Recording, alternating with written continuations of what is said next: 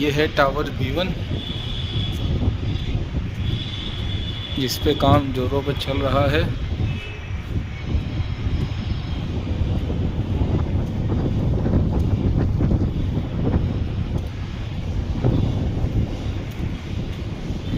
आप देख सकते हैं इसमें प्लास्टर हो गया है, फिटिंग का काम इस पे बाकी है, इलेक्ट्रिशियन फिटिंग का।